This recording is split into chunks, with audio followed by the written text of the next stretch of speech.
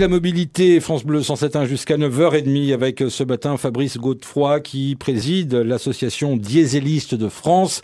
Un récent communiqué de presse titre le plan antipollution de la mairie de Paris, un revirement positif pour le diesel.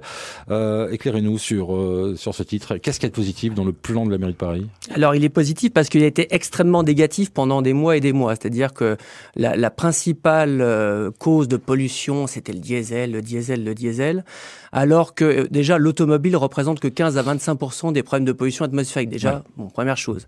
Et puis deuxième chose, il y avait un amalgame qui a été fait entre ancien diesel et nouveau diesel, ce qui n'est plus le cas. Ils en tiennent compte, ils tiennent des évolutions technologiques faites par les équipementiers et les constructeurs. Et maintenant, effectivement, tous les véhicules récents pourront continuer à rentrer dans Paris, même au-delà de 2020. Donc, c'est là où il y a vraiment, ils tiennent compte de ces évolutions technologiques. Même les jours de pic de pollution ? Tout à fait. Même les jours de pic de pollution. Ok.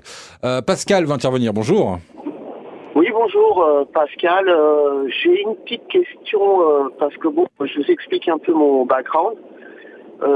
J'étais longtemps expatrié en Allemagne, donc je connais bien l'histoire du réseau. Parce que ça a été implanté, je crois, déjà depuis presque 10 ans.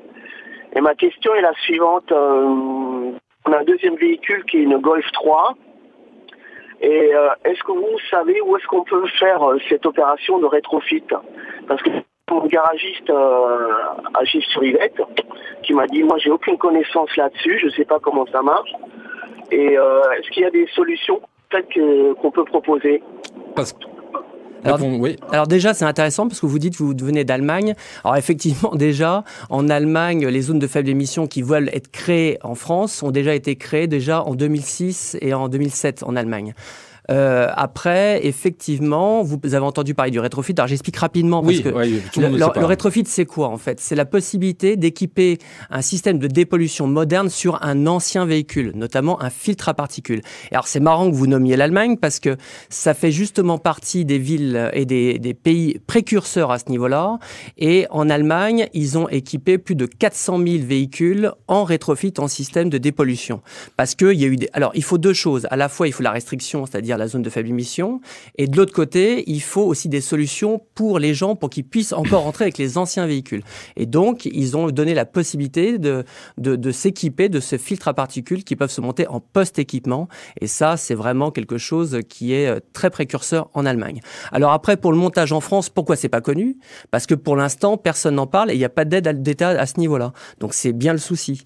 Actuellement, nous, on y travaille. On connaît tous les professionnels, évidemment, du diesel, on en parlait tout à l'heure, Dieseliste de France, vous avez un site internet et justement on est en train de lancer en anticipant une éventuelle loi, la possibilité de donner aux gens de pouvoir s'équiper de filtres à particules. Ça intéresse qui, les propriétaires de voitures Ça va intéresser les gens qui auront besoin de continuer sans pouvoir changer leur véhicule, parce que quelqu'un qui a un véhicule depuis 15 ans, il peut peut-être pas le changer parce que justement, il n'a pas les moyens de le faire.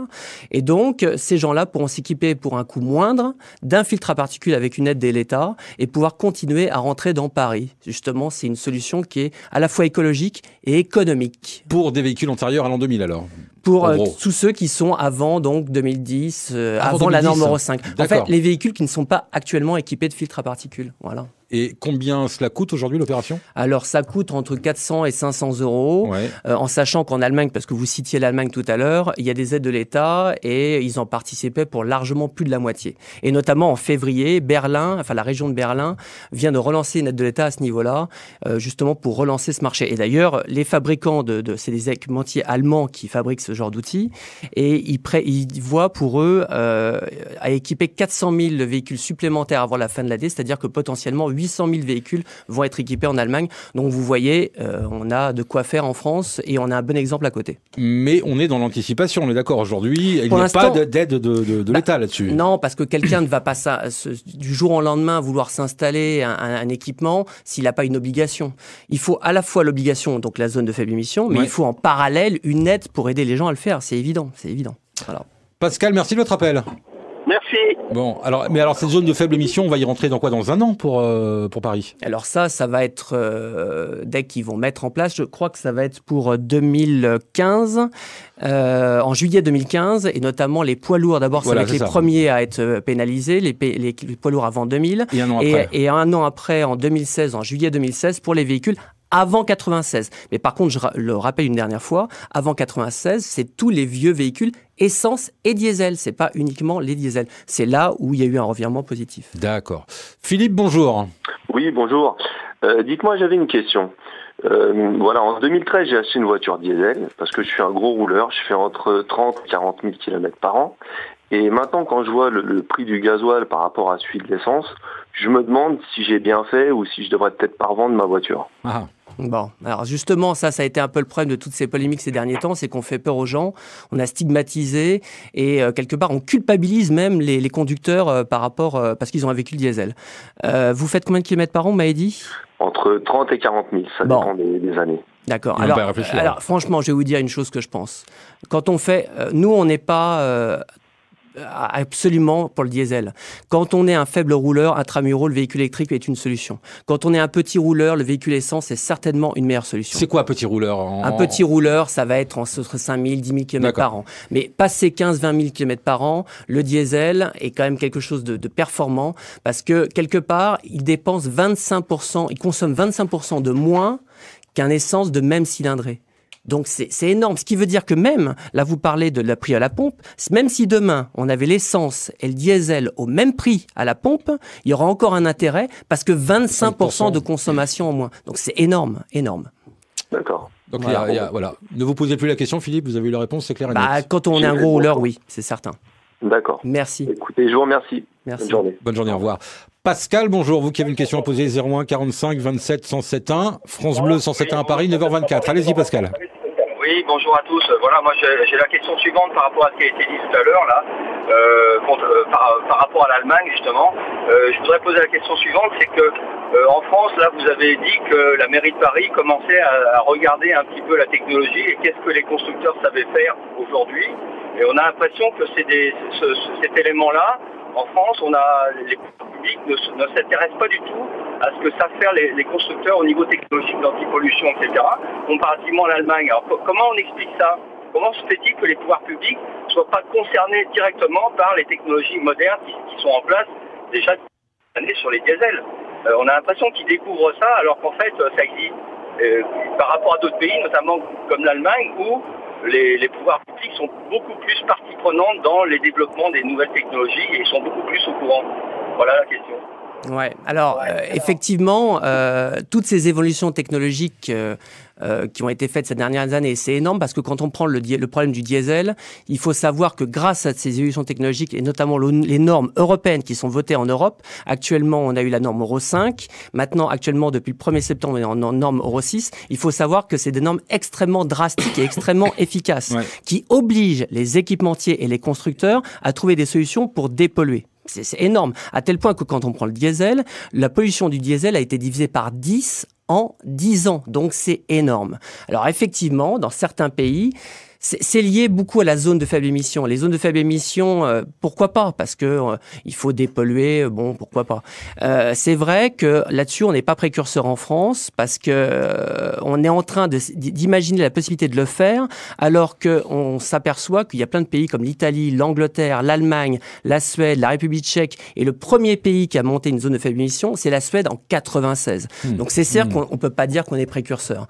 Et en plus, c'est d'autant plus grave, et vous avez raison sur ce que vous dites, c'est qu'on est un pays constructeur. On a quand même des fleurons de la distribution du diesel qui est quand même Peugeot et Renault. Et c'est vrai qu'on est en train de quelque part scier la branche sur laquelle on est.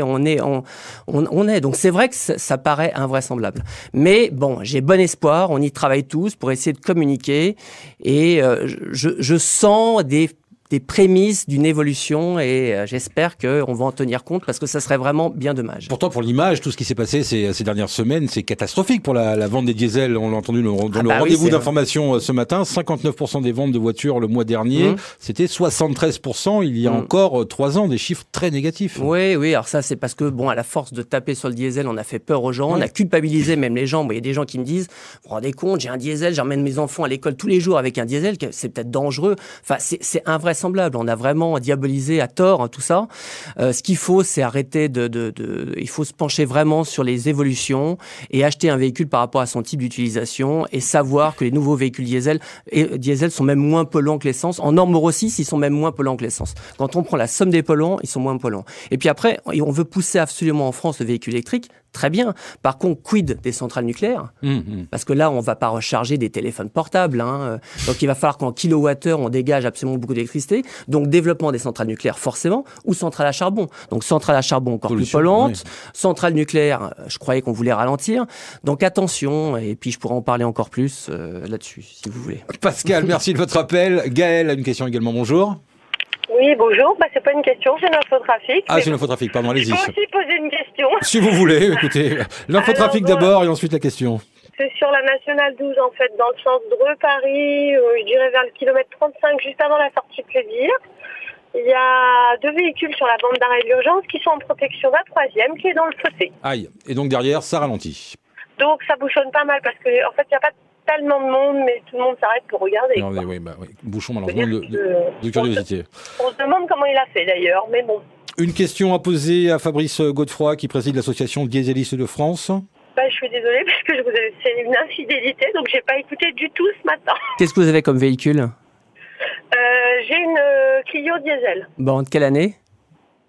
2012. Donc c'est bon. Vous pourrez toujours rentrer dans Paris avec votre véhicule diesel. C'est une très bonne nouvelle pour vous. Vous n'aurez pas besoin de la vendre. Donc c'est parfait. Voilà. Déjà, vous avez une bonne nouvelle ce matin. Ça tombe bien, j'ai acheté d'occasion il n'y a pas longtemps. C'est parfait. Et vous faites combien de kilomètres par an, s'il vous plaît ? Pas loin de 40 000. Donc vous avez raison. Vous consommez beaucoup moins, 25% de moins qu'à naissance. Donc c'est superbe. Voilà, vous n'êtes pas levé pour rien. C'est une bonne nouvelle. Je vous remercie. Bonne journée. Une bonne journée, au revoir. Gaël. Le véhicule de Gaël pourra rentrer dans Paris dans 1 an, mais dans 4 ans, en 2020 aussi. Alors, au-delà de 2020, oui, ils tiennent toujours compte des normes Euro 5, c'est-à-dire tous les véhicules qui auraient été immatriculés après 2011 pourront toujours être là, même au-delà de 2020. Ok, moi j'ai un véhicule qui date de 2006, diesel. Donc, je pourrais faire appel au rétrofit pour pouvoir... C'est quelque chose que vous pourrez faire, oui, tout à fait, pour un moindre coût, et vous pourrez vous équiper et continuer à rentrer s'il valide cette solution-là qui existe en Allemagne. Parce que quelque part, c'est très bien, ils copient l'Allemagne sur les zones de faible émission, parfaite. Par contre, il faut aller jusqu'au bout. Voilà, c'est ça, vous voyez ce que je veux dire. Bien sûr. Il faut aller jusqu'au bout de l'idée, vous voyez ce que je veux dire. Mais vous êtes rentré en communication avec eux, vous sentez que... Alors, vous êtes reçu. Oui, on a certains politiques qui maintenant ont pris conscience de ça et qui vont dans ce sens-là, et ça c'est très positif. Et puis nous, on est en train de travailler avec les équipementiers qui fabriquent ce genre d'appareils pour essayer justement de présenter ces appareils. Nous-mêmes, on a des entreprises avec des flottes de véhicules. On va équiper, nous, nos anciens véhicules de ce genre de choses. Et puis derrière, on va montrer et communiquer là-dessus pour montrer que même sans aide de l'État, on va le faire parce que nous, on est écologique et on veut rouler avec des diesels propres, même s'ils sont anciens, grâce à ces outils. Et aujourd'hui, un particulier qui voudrait le faire simplement pour polluer moins, il va trouver un professionnel qui lui installe ça assez facilement ? Bien sûr, parce qu'en fait, chez Dieselistes de France notamment, on a des professionnels. Nous, on va donner des préconisations là-dessus. Et le catalogue existe, parce qu'il existe en Allemagne. Donc, à quelque chose près, le marché est le même. Donc, évidemment que le catalogue existe depuis des années et des années, il n'y a pas de problème. Bon, et juste parce que c'est quand même pas quelque chose de virtuel. En France, il y a quand même 10 000 véhicules qui ont déjà été équipés. Ouais.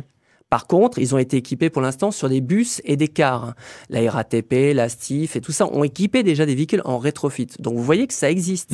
Donc les flottes le font déjà pour tout ce qui est bus et cars. Donc le VL, il y a une petite marche à faire pour aider les particuliers à le faire. Dominique, bonjour. Oui, bonjour. Alors moi, je suis pas en diesel, je suis en essence. Mais si j'ai une Nissan essence de l'année 2000, est-ce que je rentre dans Paris ou pas, moi, la parisienne? Oui, parce qu'en fait, leur interdiction sera avant 97, donc il n'y a pas de problème. Ah, d'accord. Donc il n'y a pas de problème. Et même au-delà de 2000, ils ne parlent pas des véhicules essence. Pour l'instant, ce n'est pas les véhicules les plus touchés. Ce sont les véhicules diesel sur la partie, donc justement, avant 2011. Donc vous n'avez pas de souci. D'accord. Et même si je vends ma voiture parce que je veux m'acheter une Micra à couper, non, une petite cabriolet, 2004, c'est bon pour moi aussi. Oui, normalement, il n'y a pas de problème. Il y a pas de problème. Vous roulez pas beaucoup alors? Non, moi je roule pas beaucoup. Voilà, bon. Non, je fais un peu de kilomètres, je sais pas, à peine 30 km par jour. Bon, donc vous avez raison d'avoir un essence, ça peut être une bonne solution. Voilà. Merci de votre appel, Dominique. Merci. Bonne journée à vous. Vous voyez, on n'est pas raciste, on aime bien aussi les véhicules essence. Ouais, vous rendez tout le monde content ce matin. Fabrice Godefroy, Dieseliste de France, pour en savoir plus, un site internet? Alors, Dieseliste de France, on a un Facebook, un site internet et vous retrouvez tous les professionnels donc, de la réparation du diesel. Merci d'être passé par France Bleu 107.